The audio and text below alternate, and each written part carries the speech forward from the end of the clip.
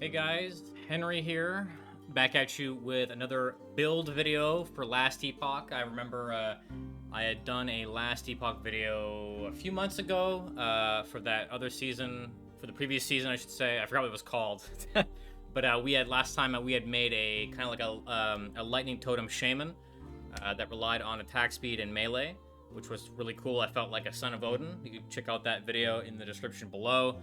But for this new season, I'm currently working on a fire damage over time sorcerer that uses disintegrate, black hole, and meteor, and I will go over that. But of course, if you like what you see, like, comment, subscribe, and let's get on with the build. All right, so first off, let's go ahead and start off with the passive skill tree for sorcerer. So I'll start with the mage section first. So very simple, just grab damage. Increase fire damage, cold damage, lightning damage, whatever. It's going to be... The lightning portion won't be as useful later in the game because you're mostly focusing on fire and some cold. But it's good to have just for some extra fire damage. If you don't want the extra fire damage, you could just put 1 point in here and, you know, put the rest of them into, let's say, health and mana or, you know, resistance if you're lacking some resistance. Then we're going to go right to Arcane Flames. So when you hit an enemy with a fire skill, you have a chance to ignite nearby enemies, so it'll spread the DoT, which is really useful in packs, really good for clearing. So I kind of just maxed this out. You want 5 points to get the bonus effect, which is more fire damage against ignited enemies, an extra 5%. The rest of the tree we don't touch, and we immediately go to the sorcerer section. And in the sorcerer section, we're going to grab 2 to 3 points in this for momentum, and whenever you cast skills, It gives you momentum, which increases your cast speed. You don't really need this too much. Cast speed is not that important. I just wanted enough points to be able to grab the Essence of Celerity. Celerity gives you more spell damage and more duration, and also more move speed with Arcane Momentum stacks, because you can stack up to 5 instances of Arcane Momentum, and this is really good to have for running around and just clearing out the area much more quickly and more damage. It's more spell damage, so it affects damage over time and just flat damage altogether. So this is good to have. Next we have Afterglow, increased spell damage and additional ward retention. Ward retention is very important for this build. We're gonna have a lot of ward building, stuff like that. You know, ward gained with spending mana, stuff like that. So again, more damage, more ward, and if you look at the bonus below, 4 extra. If you put 4 points into this, you don't want to max this right away. You want to have at least 4 points at the beginning, just to get the bonus, and later you can max it out. So these effects above are doubled if you have recently, in the last 4 seconds, either used a skill that costs 40 or more, or a channeling skill that's at least 8 mana per second while channeling, which is exactly what we're doing with Disintegrate, which is a total cost of 18. So 18 per second, which is more than enough to satisfy the requirements for that. So this is doubled after an expensive skill. Next, we have Wisdom, which is more mana regen. You're going to be going through a lot of mana with this build, so I highly recommend a lot of mana regeneration and just to increase your total max mana pool. You also gain increased mana regeneration if your maximum mana is at least 100 or higher, so an extra 5% mana regeneration, which is nice. And we have just 2 points in Mana Shell, just so that we can get the Wisdom. Next, you're going to grab a Pyromancer immediately. You don't need a lot of points in this. You just really want to get the 1 point now so that you can get Lavamancer later, because Fire Pen is very strong here, and Damage Leech for fire is also really good. Everything you're going to be doing is fire, so you're constantly getting health back all the time. So it just increases the overall survivability by a lot. Next, we have Inferno. Inferno is more damage over time, so this is very key. And also Spreading Flames chance. So Spreading Flames is actually separate. It's a separate damage over time than just normal ignite. So you have, when you do fire damage, you have a chance to ignite enemies, which is its own ailment. And then you have Spreading Flames, which is a second ailment. So you have 2 fire ailments on an enemy at one time. So that's really good. That's twice the amount. And if you satisfy the bonus here, you have more fire damage over time, 15%, on enemies that have Spreading Flames already inflicted on them. And the way that you put Spreading Flames on an enemy is that you have to spec into a skill a certain way to get that. And we'll talk about that with Disintegrate, because Disintegrate has the ability to do Spreading Flames right here on the right side, Unbridled Power. We'll talk about that in a bit. So next, we're going to max that out, of course. And then we're going to move on to, eventually after you've gotten so many points, you're going to move on to Dragon Breath, which is increasing the area for damage for skills. So it'll increase the area for Black Hole, and it will also increase the area for your Meteor. And it will also increase the area for Flame Ward when it comes to Flame Aura. Next, we have Recollection, which is just increased recovery cooldown, which is 25%, which is good for Black Hole, because Black Hole has like an 18-second cooldown or something like that. Or for me, it's 13 because I have reduction, so it's 13 now. But it's a bit higher without the reduction, of course. So this is good to have. This is also very good. 9% more mana, but with 3 points, you gain mana spent gain as ward 50%. This is really good because you're spending a lot of mana on this build, so you're gaining a lot of ward almost immediately. And lastly, we have spell damage and chance to refund 20% of your mana cost at a 35% chance. These values are doubled if you have at least 300 mana or more as your maximum mana, which is what I have. I have a total of 318. Perfect, so we're right there. So we're generating a lot of mana by spamming our skills. And that's it for the passive skill trees. Let's talk about the skill tree for the ability. So let's start with Disintegrate, because this is the main skill we're going to be using. So first we have, I went right to Ignite Chance on hit, just so that I can unlock the Infernal Ray, which loses the lightning tag because this ability does lightning and fire, but we don't want the lightning because we're not doing any lightning at all here. So the base chance for lightning is converted to fire, so it's more fire damage. We stop right there, and then we immediately roll down to Escalation. So the way that Escalation works is basically after 2 seconds of casting, channeling Disintegrate, the beam, like, it literally is like a Kamehameha wave from Dragon Ball, and it just gets bigger and bigger and bigger, and these are different tiers, right? So you start casting it, and then it just gets physically bigger and bigger and bigger, and now it's like massive, right? This is tier 3. Here we unlock the... So, and when you have a higher tier, of course, it's more damage, but it's also more... It costs more mana to spend. 40% extra mana. It's a little bit much, but there are things that we can do to get around that, like, you know, increased mana regeneration, increased mana pool. We have the focus ability, which lets us regenerate more mana. We'll talk about that in a bit. Here we have tier 3, so amplification gives you a third tier. This is a third tier of channeling the ability. And then we have unbridled power. So while your disintegrate is at tier 3, at least tier 3, you have a chance to inflict spreading flames, which has to do with the passive skill tree we mentioned earlier, and spark charges on enemies with the beam each second while channeling. Now, we don't care about spark charges because we're not doing anything lightning, which is fine because we converted it to fire only with Infernal Ray. So you can ignore the last paragraph here, but the middle one here, if the disintegrate is converted to fire, then the spark charges are converted to spreading flames. So we have a high chance of doing spreading flames even more now that we've converted it all to fire. So spreading flame chance is 50%. Here, Lucimancer. Lucimancer basically, for every 2 seconds that you're channeling disintegrate, you generate a stack of a buff called Lucimancer. And after 2 stacks for each stack lasts 4 seconds. The stacks are refreshed when you gain a new one. So Lucimancer gives more damage to ignited or shocked enemies, and a reduced global reduced mana cost. This one is not too bad. It's okay.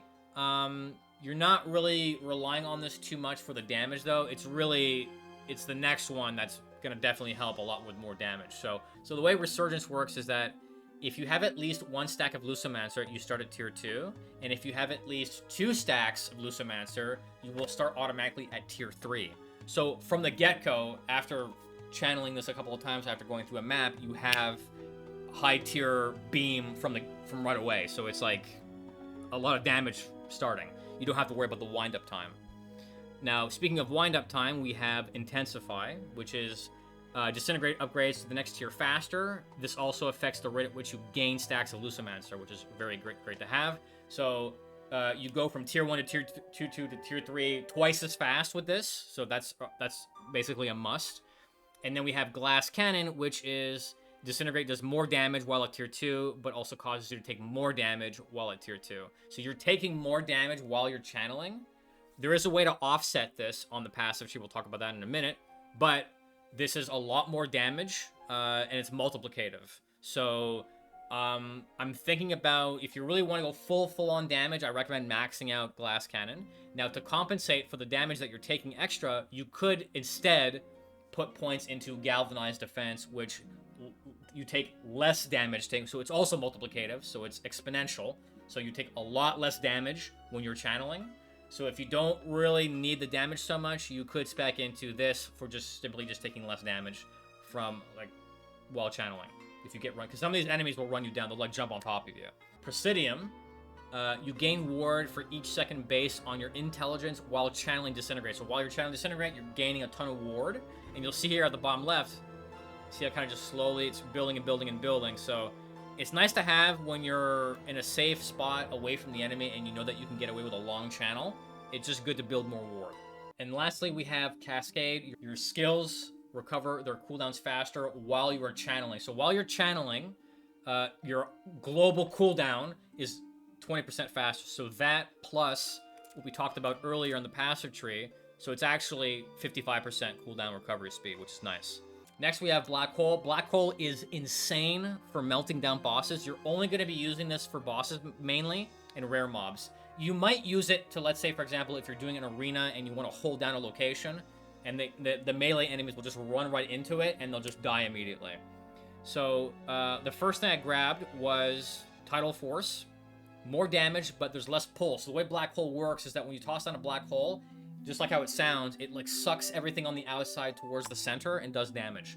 I've sacrificed that mechanic for more damage, which is totally worth it. It's 45% multiplicative damage. It's really good. 1 point into absolute 0 for the chill chance. You don't really care about chill because they're going to be dying so quickly you don't really care. And we put 3 points in this. Also gives you Red Giant. So base damage is converted to fire. So only fire, okay?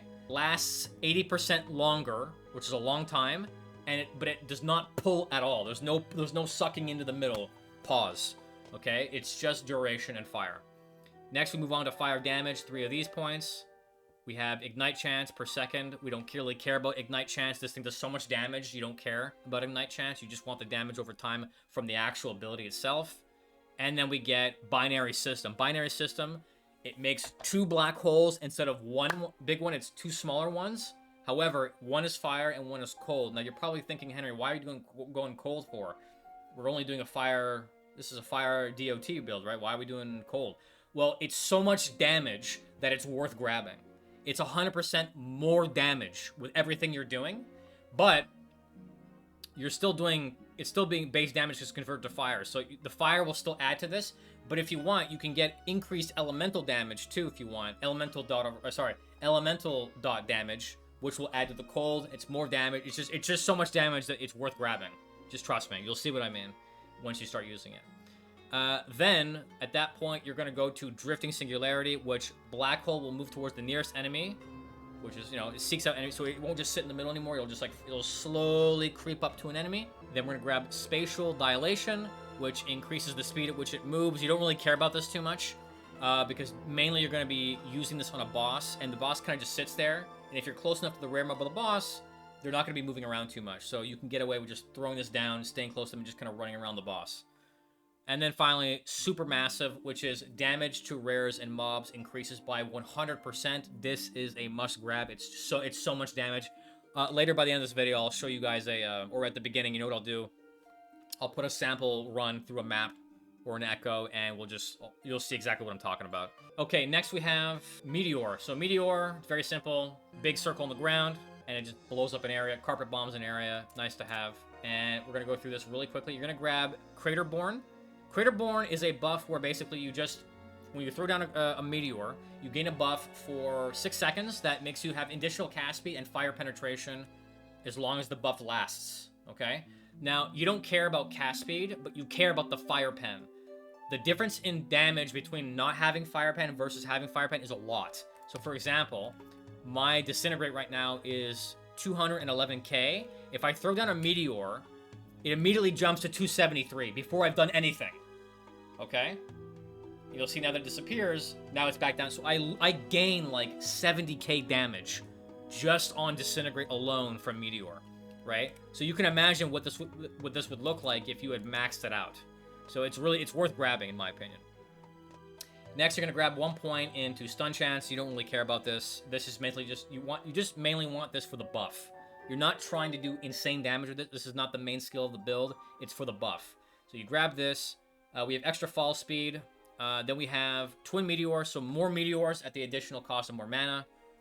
Then we have Meteor Shower, which is the number of meteors that drop. So increase the damage, of course. Then we have Fall Frequency. Fall Frequency just means how close the time between each meteor dropping. So with a higher fall frequency, the more frequent that the meteors will land. It's not the same thing as speed, okay? Rapid descent and rapid impacts are not the same thing. Just keep that in mind, okay? And of course we have, you know, when directly cast, more meteors. So we have 1 additional meteor will fall. And just to be clear, this 16,000 damage you're seeing, this is per meteor, right? So it's not just 1 second, it's per meteor. So it's like, everyone that drops, it's like 30, 40k for me. It's a lot more than it looks. So this is a very straightforward build. You also have additional damage and damage to full health enemies. So what you do is, you would always cast this at the beginning. Just throw down a meteor and then start your rotation with the, you know, with Black Hole and Disintegrate and all that stuff. Next we have Flame Ward. So Flame Ward is very strong in the sense of, this is going to be your main utility skill, of course.